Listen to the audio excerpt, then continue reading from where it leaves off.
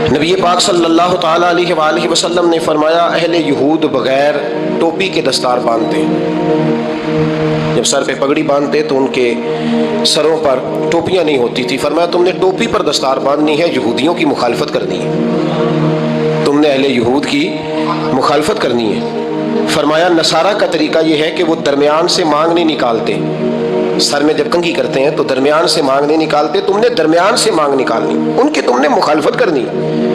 فرمایا آتش پرست یہودی اور بہت ساری قوموں کا طریقہ یہ ہے کہ مونچھیں بڑی رکھتے ہیں، داڑیاں چھوٹی رکھتے ہیں. فرمایا تم نے ان کی مخالفت کرنی ہے، مونچھوں کو پست کرنا ہے اور داڑیوں کو بڑا کرنا ہے. کوئی چیز کسی اور کی مستعار لے کر دین میں شامل کرنے کو نبی پاک صلی اللہ علیہ وسلم نے پسند نہیں فرمایا، پسند نہیں کیا.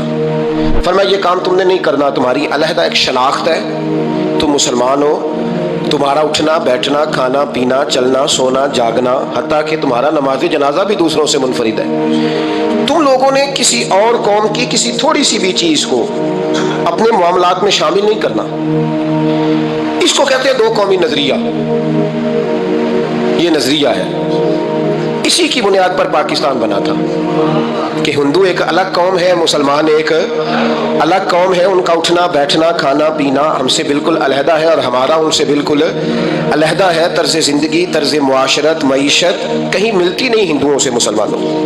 لہٰذا ہمیں ایک ایسا وطن چاہیے، ہمیں ایک ایسا وطن چاہیے جس وطن کے اندر مسلمان اپنے طریقے کے مطابق اٹھیں بھی بیٹھیں بھی چلیں بھی سوئیں بھی.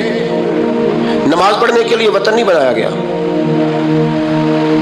کہ ہم نے اذانیں دینی ہیں، نمازیں پڑھنی ہیں، جماعتیں کرانی ہیں. یہ کام ہندوستان میں آج بھی ہوتا ہے، وہاں مسجدوں میں اذان بھی ہوتی ہے، جماعت بھی ہوتی ہے، تلاوت بھی ہوتی ہے، مدارس بھی ہیں، مساجد بھی ہیں، عربی ادب بھی ہے، سارا کچھ ہے. وہ پریشان کرتے ہیں، اس سے قطع نظر کرتے ہیں، وہ تکلیف دیتے ہیں، لیکن پابندی نہیں ہے. یہ سارے کام وہاں بھی. پاکستان نماز کے لیے نہیں بنا، پاکستان تلاوت کے لیے فقط نہیں بنا، پاکستان نبی پاک کے نظام کے لیے بنا ہے کہ کچہری میں حضور کا دین نافذ کیا جائے گا، اسمبلی میں نبی پاک کا دین نافذ کیا جائے گا. حضرت عمر فاروق رضی اللہ تعالیٰ عنہ کے طریقوں کے مطابق حکمران اس ملک کو چلائیں گے، اس لیے پاکستان بنایا گیا تھا. اب تو کوئی یہ نعرہ نہیں نہ لگاتا، کوئی جماعت بھی یہ نعرہ نہیں لگاتی جتنی سیاسی جماعتیں ہیں. حالانکہ پاکستان کا نعرہ آج بھی ہر آدمی کو پتا ہے کہ پاکستان کا مطلب کیا، لا الہ الا اللہ محمد رسول اللہ صلی اللہ تعالی علیہ. لیکن کوئی بھی سیاسی جماعت اب اس نعرے کو لگانے کو تیار، بلکہ اس نعرے سے کامتے ہیں سیاسی حکمران. ان کو ڈر آتا ہے، ان کو پتا ہے کہ جب پاکستان کا ترجمہ لا الہ الا اللہ محمد رسول اللہ ہوگا تو سب سے پہلے ہمارے لیے مشکل بنے گی، ہمیں سب سے پہلے احتساب کے کڑے مراحل سے گزرنا پڑے گا. دیکھیں نا، جمہوریت کے لیے اگر پاکستان بنا تھا تو جمہوریت تو میں ہمیشہ کہتا ہوں ہندوستان کی جمہوریت آج بھی پاکستان سے بڑی مستحکم ہے، ایک دفعہ بھی وہاں ڈکٹیٹر کی حکومت نہیں آئی.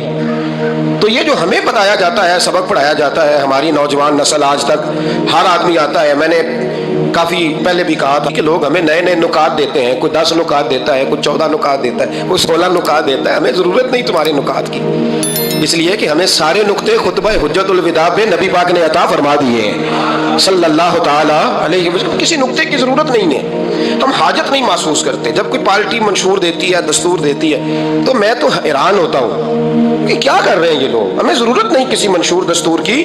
سارے منشور سارے دستور سارے قانون ساری باتیں آمینہ کے لال ہمیں عطا فرما گئے ہیں، ضرورت نہیں ہے. پاکستان بنا تھا دو قومی نظریے کی بنیاد پر. نظریہ کیا ہے؟ لا الہ الا اللہ محمد رسول اللہ صلی اللہ تعالی علیہ. حکمران اس کو بھول گئے اور انہوں نے قوم کی ذہن سازی اس طرح کی، میڈیا کو ساتھ ملا کے بچوں کا ذہن اس طرح کا بنایا کہ قوم بھی تیار نہیں ہوتی. نظام مصطفیٰ صلی اللہ علیہ وسلم کے لیے قوم تیار، حالانکہ کافر کو آپ کی نماز سے کوئی مسئلہ نہیں. یورپ میں کبھی پابندی لگی ہے کہ مسجد نہ بناؤ؟ کبھی وہاں کسی نے کہا ہے قرآن پاک نہ لے کے آؤ؟ کبھی کسی نے کہا ہے؟ وہاں پابندی نماز پہ نہیں ہے. ان کو ڈر تو نظام مصطفیٰ سے آتا ہے کہ دین نافذ نہیں ہونا چاہیے. تو میرے بھائی، پاکستان ایک نظریاتی وطن ہے. جتنا دوڑ سکتے ہیں میں اور آپ دوڑ لیں، جتنا دوڑ سکتے ہیں، جہاں تک یہ قوم بھاگ سکتی ہے بھاگ لے. یہ اس چہرے کو اپنا لے یا اس چہرے کو اپنا لے یا اس کو آزما کے دیکھ لے. چونکہ اس وطن کی بنیاد کلمہ ہے، تو यहाँ सुकून भी उसी वक्त आएगा जब हुकूमत भी कलमे वाले रसूल की आएगी, सल्लल्लाहु ताला अलैहि वसल्लम, सल्लल्लाहु ताला। और इस्लाम हर जगह ये बताता है कि मुल्क किसके हैं? अल्लाह के। वो निज़ाम किसका होना चाहिए? अल्लाह का, अल्लाह के दीन का। दुनिया की सबसे बड़ी हिजरत हुई थी जब पाकिस्तान बना था, दुनिया की सबसे बड़ी हिजरत। 10,000 औरतों की इज्जतें लूटी गईं जब ये वतन बना, लाखों लोगों ने जानों की कुर्बानियां दी। अभी 15-20 साल पहले हिंदुस्तान का पंजाब का जो इलाका है उसको खोला गया तो एक कुएं से अभी भी हड्डियां मिली हैं जो सिखों ने काट कर मुसलमान कुआं पूरा भर दिया था। इस तकलीफ के साथ वतन बना, किस लिए? जमहूरियत के लिए, हुक्मरानों के लल्ले तलल्ले के लिए, उनकी बड़ी कारों जीप और मर्सिडीज के लिए, इसलिए कि यहाँ रोज नया बिल आएगा, आज गवर्नर राज है तो आज फलां है तो आज फलां है। ये सारी हुकूमतें अगर वही कानून जो अंग्रेज का बना हुआ है और वही सारी दफात जो आपके यहाँ नाफज है वही हिंदुस्तान में नाफज है तो बताया जाए फिर वतन क्यों बनाया गया था? फिर क्या जरूरत थी? ये सारे काम तो वहां भी हो रहे हैं। इसलिए मेरे भाई वतन के नजरिए को समझे। वतन बना था ला इलाहा इल्लल्लाह मुहम्मदुर रसूलुल्लाह सल्लल्लाहु अलैहि वसल्लम। और इकबाल जो बानी पाकिस्तान है, जो मुसव्विर पाकिस्तान है, जो तस्वीर देने वाले हैं पाकिस्तान की, उनसे किसी ने कहा था क्यों पाकिस्तान बनाना चाहते हो? हम तो एक मिल्लत जो है, हिंदुस्तानी एक मिल्लत है, कौम है, तो क्या जरूरत है? तो इकबाल कहने लगे अपनी मिल्लत पर कयास अक़वाम मगरिब से न कर, खास है तरकीब में कौम रसूल हाशमी। नबी पाक की कौम अपनी तरकीब के लिहाज से हर कौम में खास है। दीन का निफाज चाहिए, दीन नाफिज होना चाहिए। नबी पाक एक स्टेट के सरबराह बने थे, मदीना मुनव्वरा में हुजूर ने निज़ाम बनाया। आज मैं एक नई बात आपसे करना चाह रहा हूँ। रोना रोते ज़माने बीत गए, अब आगे की तरफ देखना है। जो कौमें माजी की लकीर पीटती रहती हैं वो मायूस हो जाती हैं, उनके जज्बे टूट जाते हैं।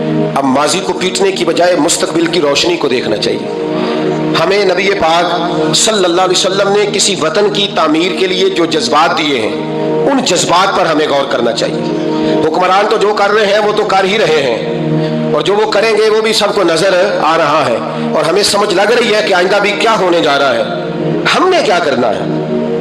एक जुमला मैं कहने लगा हूं, अगर किसी को तकलीफ हो तो मुझे खुशी होगी। एक जुमला मैं कहने लगा हूं, अगर किसी को परेशानी होगी तो मुझे बड़ा ही अच्छा लगेगा। किसी बड़े आदमी को परेशानी होगी तो मुझे खुशी होगी। वो जुमला क्या है वो सुन लें। ये मुल्क हुक्मरानों का नहीं है, ये मुल्क अवाम का है। इसलिए कि हुक्मरानों के बच्चे तो यूरोप में रहते हैं, इनकी तो टिकटें बुक होती हैं। जब तक ये असेंबली में होते हैं यहाँ होते हैं और जब हुकूमतें ख़त्म होती हैं तो ये यहाँ मौजूद। इन सब के तो बाहर कारोबार है, रिहाइशें हैं, औलादे हैं। तो ये वतन किसका है? पाकिस्तान वतन किसका है? ये हमारा वतन है, ये हुक्मरानों का नहीं है। देखे ना, घर उसका है जिसने घर के अंदर रहना है, जिसने घर में रहना नहीं उसका वतन हमने रहना है, हमारी नस्लों ने रहना है। हमारे माँ बाप रहे, हम रह रहे हैं, हमारी आने वाली नस्लें रहेंगी। तो वतन फिर किसका हुआ? हमारा। हुक्मरानों का वतन घर जो हमारा है तो हम किसी के जिम्मे क्यों लगाते हैं? हम अपने वतन का खुद ख्याल क्यों नहीं करते? हम क्यों नहीं ये महसूस करते कि वतन सबसे पहला काम 14 अगस्त है। पाकिस्तान के अज़्म नौ के लिए, एक रोशनी के लिए, नौजवानों के लिए चंद बातें करना चाहता हूँ। पहली बात अपने जहन में बनाएं कि वतन की जो मोहब्बत होती है ना, हुब्बुल वतन मिनल ईमान, वतन की मोहब्बत ईमान का हिस्सा होती है। इस बात को याद कर ले।